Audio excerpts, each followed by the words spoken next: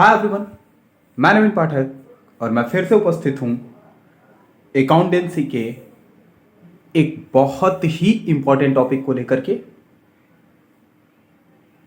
आज का जो टॉपिक है आप देख सकते हैं, हेडिंग लगा हुआ है। आज का हमारा टॉपिक है जनरल एंट्री। जनरल एंट्री पढ़ाने से पहले मैं चाहूंगा कि आप मेरा पिछला लेक्चर जरूर देखें, ठीक है। उसका जो है लिंक आपको डिस्क्रिप्शन बॉक्स में मैं प्रोवाइड करा दूंगा।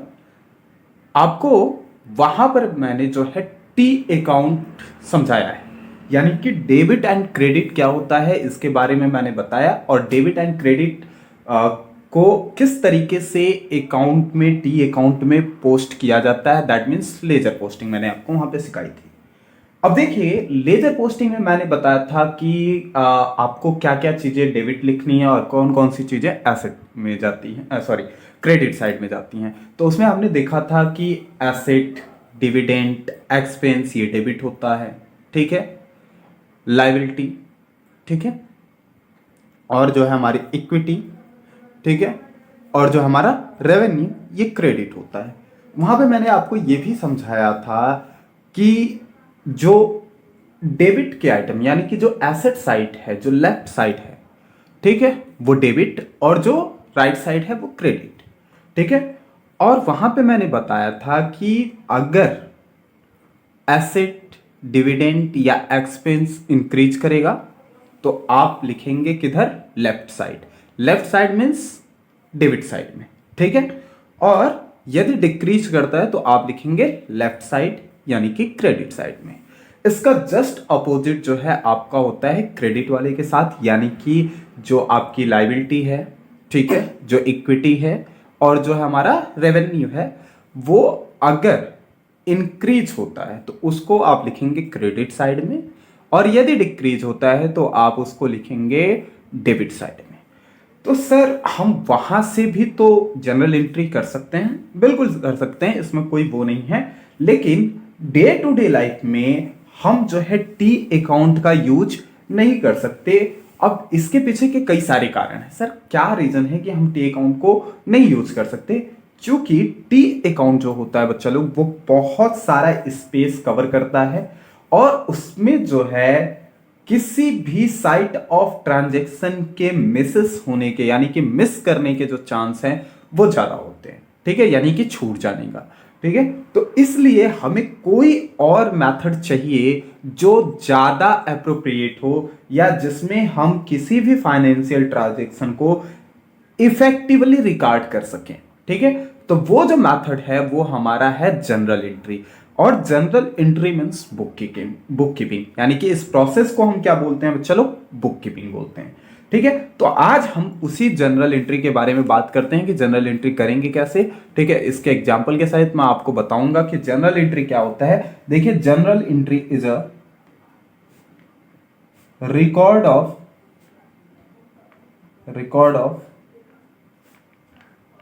फाइनेंशियल ट्रांजेक्शन, ठीक है। यानी कि किसी भी बिजनेस में सोच लीजिए कि आपका कोई एक बिजनेस है, तो आपके बिजनेस में डे टू डे लाइफ में बहुत सारी चीजें, बहुत सारी बिजनेस एक्टिविटी होती हैं। तो उन सारी बिजनेस एक्टिविटी को क्या आप टी अकाउंट में पोस्ट करने जाएंगे? ठीक है, हो सकता है छूट जाए टी अकाउंट में लिखना, ठीक है, क्योंकि टी अकाउंट कहीं परचेस का अकाउंट बना हुआ है, कहीं सेल्स का अकाउंट बना हुआ है, कहीं राम का बना रखा है, कहीं मोहन का, कहीं सोहन का, कहीं फर्नीचर का। तो टाइम भी ज्यादा लगेगा, आपको उस अकाउंट को ओपन करना पड़ेगा, उस अकाउंट में जाकर के आपको पोस्टिंग करनी पड़ेगी, ठीक है। तो वहां पे छूटने के चांसेस ज्यादा होते हैं। तो हम लोग क्या करते हैं, एक बुक रखते हैं, उस बुक में क्या करते हैं, रिकॉर्ड कर लेते हैं, जो भी डेली का जो हमारा ट्रांजेक्शन है उसको हम रिकॉर्ड करते जाते हैं। हाँ, ये बात याद रखना है कि जो ट्रांजैक्शन रिकॉर्ड होगा उसकी कोई ना कोई मॉनेटरी वैल्यू होनी चाहिए, यानी कि उसे हम मॉनेटरी टर्म में मेजर कर सकें। उन ट्रांजैक्शन को हम क्या करते हैं, रिकॉर्ड कर लेते हैं लाइन वाइज, ठीक है। तो उसी रिकॉर्डिंग को हम क्या कहते हैं, बुक कीपिंग कहते हैं। और वो जो एंट्री की जाती है उसको हम बोलते हैं जर्नल एंट्री। क्या कहते हैं, जर्नल एंट्री। अब देखिए, जर्नल एंट्री का जो फॉर्मेट है बच्चा लोग, हमारे पास एक यूनिक जनरल नंबर होता है, ठीक है, और हमारा होता है डेट। क्या होता है, डेट। उसके बाद से होता है हमारा पर्टिकुलर, पर्टिकुलर, उसके बाद से होता है हमारा लेजर फोलियो नंबर, उसके बाद से होता है हमारा डेबिट अमाउंट और क्रेडिट अमाउंट। ठीक है, ये होता है हमारे जनरल, ठीक है, एंट्री करने का या जर्नल का फॉर्मेट। ठीक है, अब देखिए बात आती है कि हमें फाइनेंशियल ट्रांजैक्शन क्यों रिकॉर्ड करना चाहिए या हम फाइनेंशियल ट्रांजैक्शन को क्यों रिकॉर्ड करें। अब देखिए फाइनेंशियल ट्रांजैक्शन रिकॉर्ड करने के बहुत सारे फायदे होते हैं, बहुत सारी चीजें होती हैं जिसकी वजह से हमें जो है क्या फाइनेंशियल ट्रांजैक्शन को रिकॉर्ड करना होता है। तो आपके दिमाग में एक क्वेश्चन आ रहा होगा कि sir why is it important to record transaction, transaction record करना क्यों जरूरी है। तो ये जो प्रश्न है ना, चलो आपके दिमाग में आने वाला ये जो क्वेश्चन है ये बिल्कुल सही है। Why is it important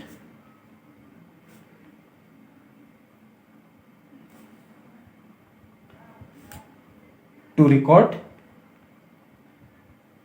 transaction, हम ट्रांजैक्शन क्यों रिकॉर्ड करें। ठीक है, हम ट्रांजैक्शन को क्यों रिकॉर्ड करें। अब देखिए इसके पीछे कई सारे कारण हो सकते हैं, कई सारे रीजन हैं कि हमें ट्रांजैक्शन क्यों रिकॉर्ड करना चाहिए। पहला रीजन क्या है, जो हमारा फाइनेंशियल रिपोर्ट है, ठीक है, वो हमें क्या करता है, हमारे बिजनेस के परफॉर्मेंस को बताता है कि हमारे बिजनेस का परफॉर्मेंस बैड है, गुड है, ठीक है, प्रॉफिट में है, लॉस में है, ठीक है। ये सारी चीज़ें हमको कहाँ से पता चलेंगी, अगर हम रिकॉर्ड ही नहीं किए हैं तो हमें क्या पता कि हमने कितना खर्च किया, कितना कमाया, हमारे पास कोई रिकॉर्ड ही नहीं है। हम रिकॉर्ड नहीं है तो हम कैसे पता कर सकते हैं कि हमारा बिजनेस अच्छा चल रहा है या बुरा चल रहा है। तो पहली चीज़ क्यों जरूरी है, आप साथ में नोट्स बना सकते हैं। Why is it important to record transaction. पहला, financial report, financial reports measure the performance of our business, measure the performance of our business,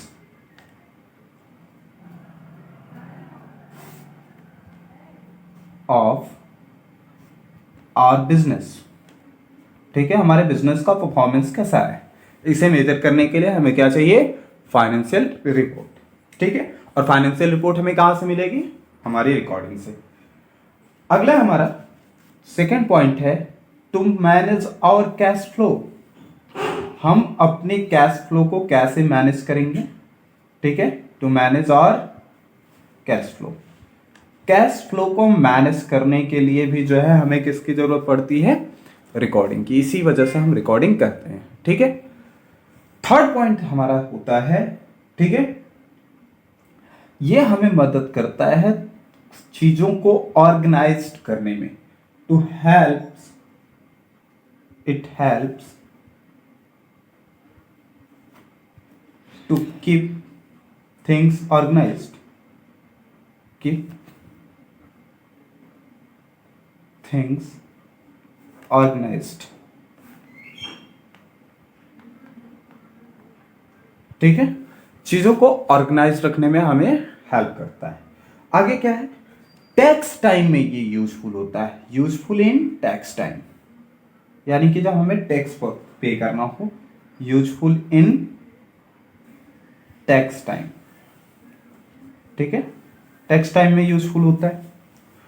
और क्या हो सकता है, in case your business gets audited, मान लो तुम्हारे बिजनेस को ऑडिट करना है, ये देखना है कि सारी चीजें सही तरीके से रिकॉर्ड हुई हैं कि नहीं, तो इसमें भी ये आपको क्या करता है, हेल्प करता है। अब बात आती है टाइप्स ऑफ जर्नल की, किसकी बात आती है, टाइप्स ऑफ जर्नल। ठीक है, अगला हमारा पार्ट है टाइप्स ऑफ जर्नल। ठीक है, चलिए भाई,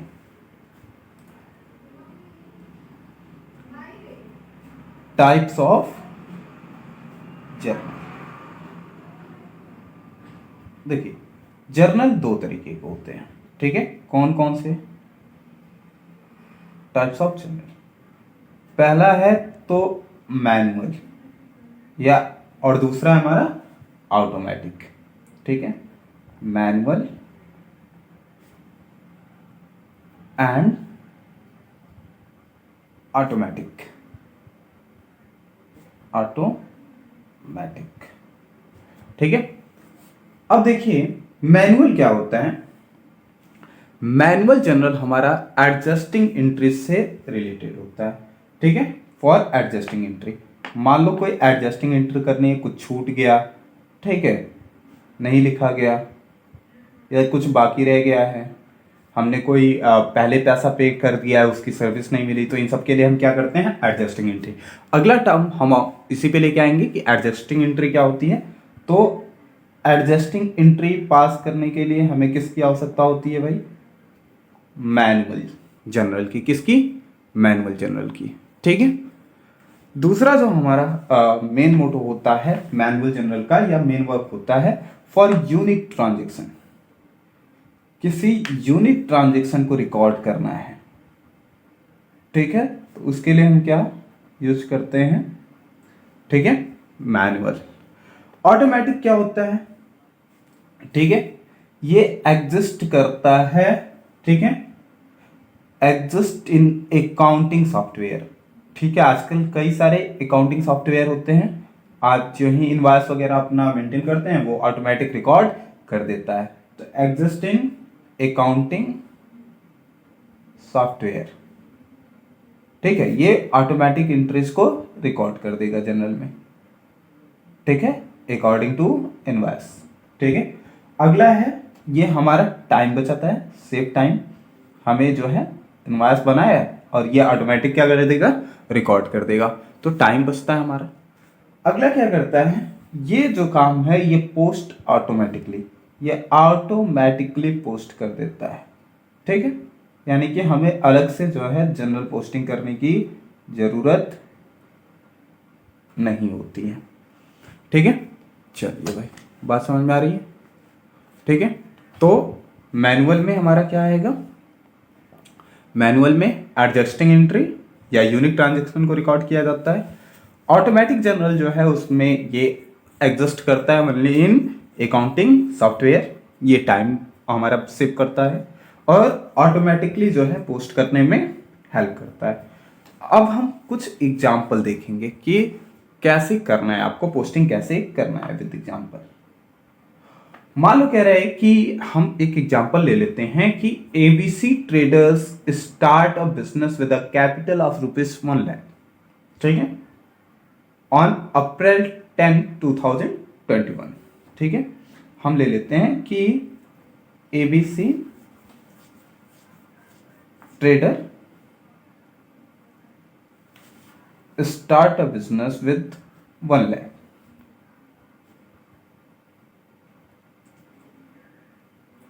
with 1 लाख, ठीक है।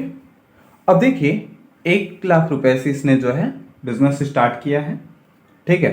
डेट कोई भी हो सकता है, मान लो कि कह रहा है कि ऑन अप्रैल 10, 2021 को इसने रिकॉर्ड किया, ठीक है, स्टार्ट किया बिजनेस।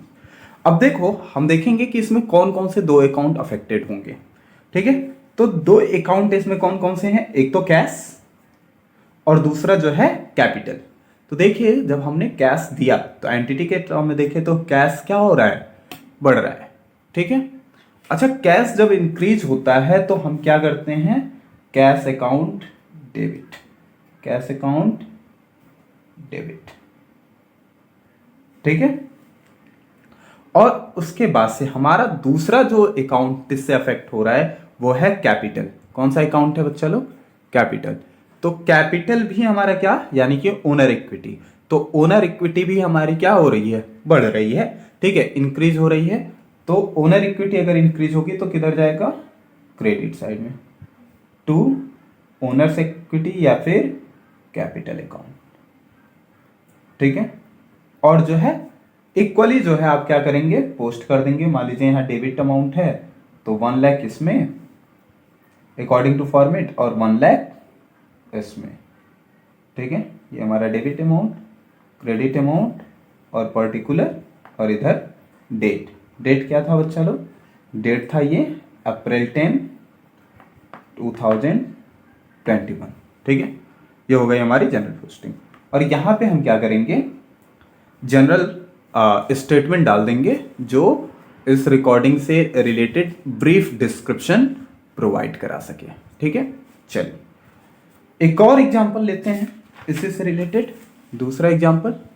ठीक है, एक और एग्जांपल की बात करें तो ये कह रहा है कि मान लीजिए हम कह दें कि purchase furniture worth ₹75,000, purchased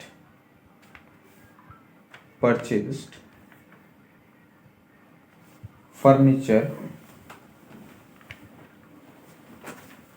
worth ₹75,000। हमने 75,000, हमने मतलब एंटिटी ने 75,000 का फर्नीचर खरीदा। अब देखिए इसमें दो अकाउंट कौन कौन से होंगे, पहला तो फर्नीचर और दूसरा कैश। अब देखो फर्नीचर हमारा एसेट है, तो कहीं ना कहीं फर्नीचर क्या एसेट हमारा बढ़ रहा है, तो जब बढ़ेगा तो क्या लिखेंगे, डेबिट। ठीक है, तो फर्नीचर अकाउंट डेबिट, क्या लिखेंगे, फर्नीचर अकाउंट डेबिट। ठीक है, फर्नीचर अकाउंट डेबिट। और कैश हमारा क्या हो रहा है, कैश भी हमारा एसेट है, तो कैश हमारा क्या हो रहा है, घट रहा है, तो हम यहां पे क्या लिख देंगे, टू कैश अकाउंट। और यहाँ पे डेबिट अमाउंट, क्रेडिट अमाउंट इतना, इधर 75,000 और यहाँ पे हमारा 75,000।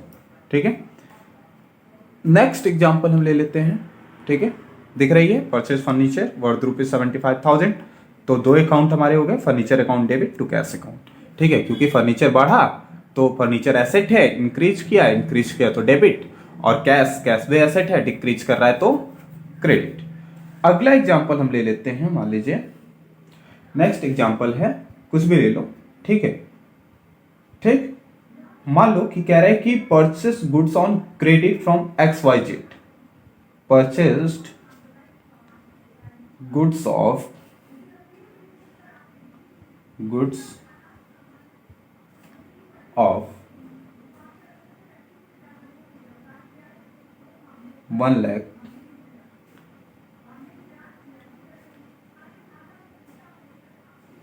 from XYZ on credit, यानी कि इसने क्रेडिट पे XYZ से कोई सामान खरीदा है। ठीक है, अब यहां पे हमें देखना है कि यहां पे कौन कौन से दो अकाउंट हमारे अफेक्टेड होंगे, सभी प्रकार की जितने भी फाइनेंशियल ट्रांजैक्शन होते हैं, आपको याद रखना है कि दो अकाउंट अफेक्ट करते हैं, तो यहां पे कौन से दो अकाउंट अफेक्टेड होंगे वो हमें देखना है। तो यहां पे देखिए, एक तो है XYZ जिसे हम बोलते हैं अकाउंट पेएबल, और दूसरा है हमारा क्या, ठीक है, 1 लाख रुपीस का गुड्स खरीदा। तो देखिए यहां पे अगर हम देखें, ठीक है, तो कैश तो है नहीं, कैश इन्वॉल्व हो नहीं रहा है। ठीक है, तो यहां पे क्या, एक तो गुड्स, ठीक है, वो कोई भी पर्टिकुलर गुड्स हो सकता है, तो यहां पे गुड्स का नाम भी नहीं गिवन है। ठीक है, और दूसरा हमारा जो है अकाउंट पेएबल, यानी कि जिससे हमने खरीदा है, जिसको हमें पे करना है। ठीक है, जिसे हमें पे करना है, तो जिसको हमें पे करना है उसके लिए हम लाइबल टू पे हैं। क्या है, लाइबल टू पे, यानी कि ये हमारी लाइबिलिटी है। ठीक है, तो उसे हमें पे करना ही करना है, तो हम क्या लिखेंगे, purchase account debit, purchased account debit, account debit. ठीक है, टू XYZ, और कितने का है, 1 लाख, सो 1 लाख यहां पे लिख लेंगे। ठीक है, अच्छा एक चीज और समझिए, कभी कभी क्वेश्चन में ऐसे ऑन क्रेडिट नहीं दिया होता, लिख देता purchase goods of 1 lakh from XYZ। ठीक है, XYZ से, ठीक है, कोई सामान खरीदा, तो क्या सर कैश पे